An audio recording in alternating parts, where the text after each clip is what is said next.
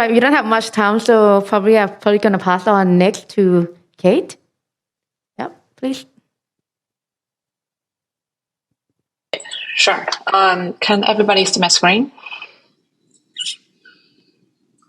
No, for now. All right. I think it should be yes. Okay. So I actually looked through quite a lot of data, but I'm thinking maybe today, because I don't think like coffee people, coffee experts usually meet up with any data analysts or talk about data and how they use data in coffee industry. So I wanted to talk really before diving into the content, talk about how data analysis will help any industry, not exclusively for coffee, and how is the data analyst relating or cooperating with the industrial experts such as you guys. So nowadays we're talking about big data, data analytics, and these are all the big words and big items that we don't usually, common people don't usually understand how they work and why they are useful. So basically we're talking about quantity of data and quality of data, and also aspects of data that related to each and every industry.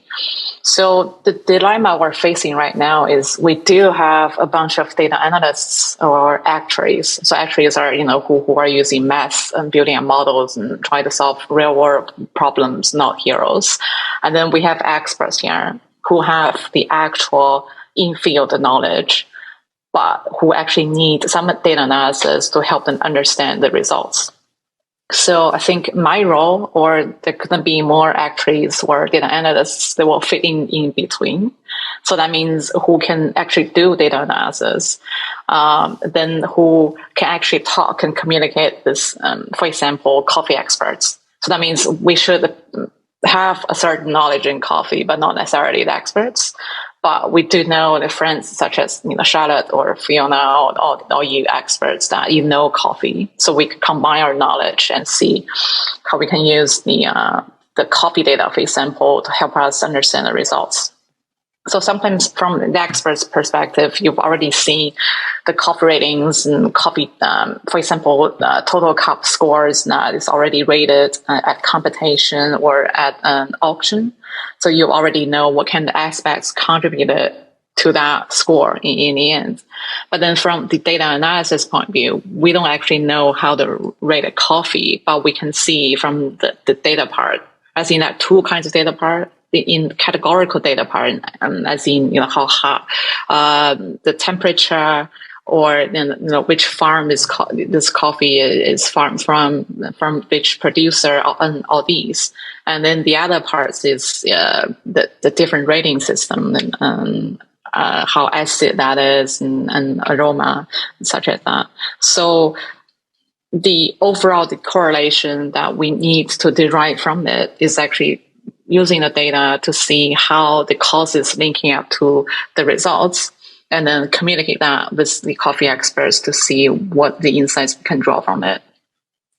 Okay, so let's dive into my presentation. So this whole data set is not that too much data in it.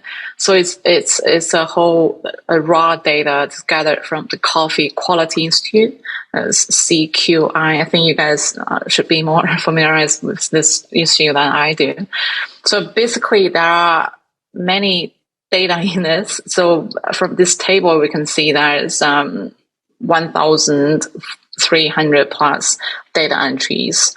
And then this 44 means there are like 44 features capturing every single coffee entry. So you can see it here. We have, let me just zoom in a bit. So we have cup coffee points, the total cup points, that's the end result.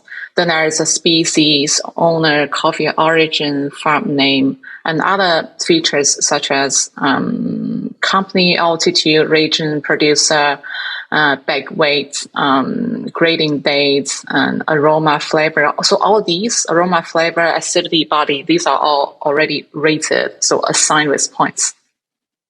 So what we can see from these results, for example, there is one graph I draw here, so it might be a little too small, but I will just enlarge it. So on this graph, I just plotting out how the total cut points vary according to varieties. So just recall, we have 1,400 plus entries of the coffee bean. So then there's different varieties here. So how to read this graph is we'll just look at this central vertical black line. So that represents the mean, so the average total cut points. So we can see this SL14 is scoring on average pretty high on total cut points. Then gradually you can just look through Caturra, Catimore, and other is really just different other coffee beans. They just group together in other. And the yellow bourbons, you can see the cut points gradually decreasing. So I wanted to use this picture just to reiterate how data analysts can work with your coffee experts people. So for example, if I'm looking at this chart, I can see, okay, ISL14 is scoring high, pretty high on this chart, but I don't necessarily know what ISL14 is. So imagine that I'm talking about these results with coffee expert, then we can derive more information, such as, ISL14 is scoring quite high, so that's consistent with your knowledge because that's really good coffee variety. And then this bar basically represents the differences in scoring. So that means excuse me, Kate. Yeah. The screen you show is not. I see like half of the graph. Oh, do you know what it? I mean? So is it better now? Yeah. Okay. All right. Now I can. Is it better now? Yeah. All right. Yeah, sure. That's better. Sorry. Yeah. So this actually represents that the lowest point is not too low. So it's already above 80. The highest point is already above 85. So such as that. So this is one graph I'm showing you here. And then there's some other interesting graph then. For example, we look at total cup of coffee points over 84. So maybe I just zoom in here. So maybe the words are a little bit too small, but I can read it. So basically, we're looking at the total cup points over 84. But here, I'm just breaking down the whole data set into different countries. And then for each different country, I'm showing a different processing method. So for example, for Brazil, they are semi-washed and natural dry. They're both scoring pretty good. So they've got cup points over 84 on average. And for China, it's washed, wet, and natural dry. And then for Thailand, if you are interested, so the total cut points over 84, they usually got two processing methods. It's washed, wet, or natural dry. So just remember that this whole data set is not that representative of overall the whole world of coffee bean. It's just 1,300 entries on the CQI.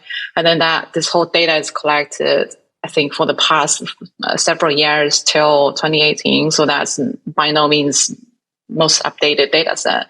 But what I'm trying to say here is combining the data and analyst knowledge or insights on the data. For example, we can at least do this visual to show you guys what's going on within different country, for example, for different processing methods, and combine with the coffee experts' knowledge, what is this country doing with coffee and what's going on. So, and then, for example, if within this country, we wanted to derive or develop high-rated cup of coffee, then there are some main process methods we can look at.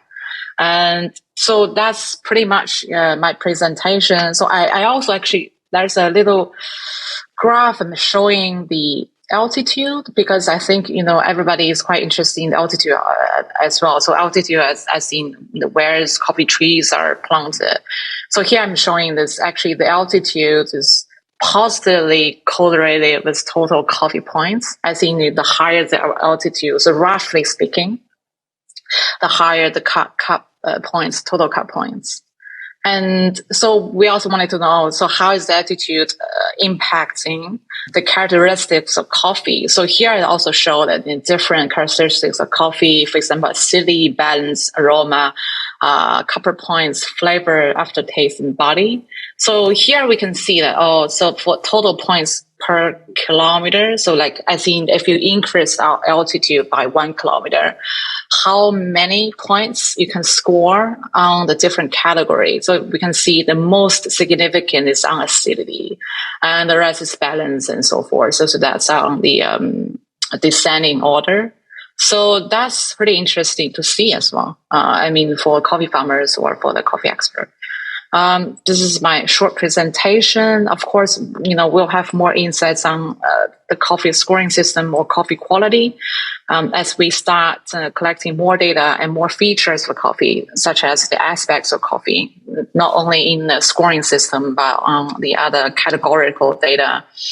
I think the next step for me, and I do hope I can, get opportunity to present to you guys in the future, is I wanted to develop a system to predict the coffee quality or the total cup points based on the coffee features. Then, some of the coffee farmers filled in.